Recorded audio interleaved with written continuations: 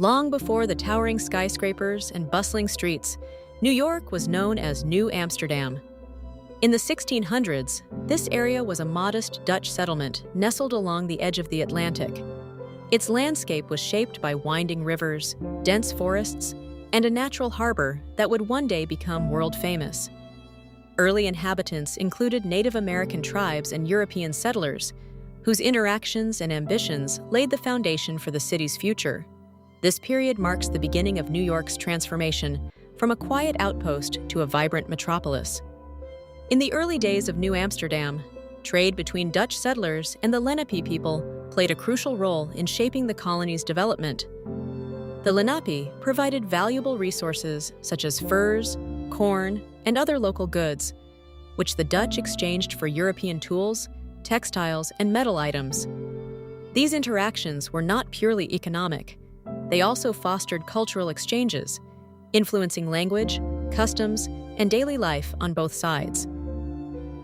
Over time, these relationships laid the groundwork for the complex social fabric of the region, blending traditions and creating new patterns of cooperation and conflict. From above, Manhattan reveals its original contours, shaped by winding rivers, dense forests, and rocky outcrops.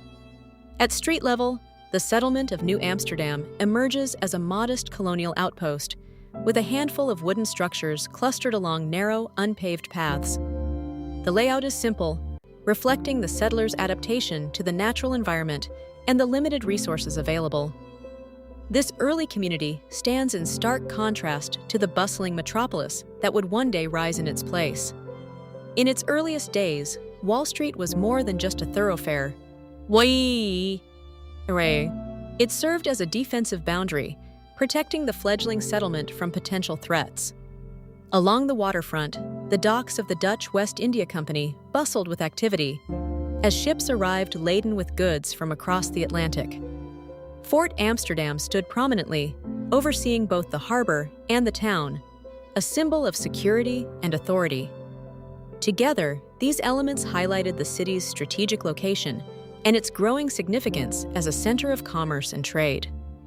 Broad Street, once a bustling canal, served as the heart of 17th-century New Amsterdam. Lined with lively markets and busy taverns, it was a place where merchants, sailors, and townsfolk gathered daily. Civic spaces nearby hosted important meetings and public announcements, reflecting the growing community's need for organization and order. Everyday life unfolded along the canal's edges, with residents trading goods, sharing news, and building the foundations of what would become a thriving city. In 1664, the Dutch colony of New Amsterdam faced a pivotal moment as English ships appeared in its harbor.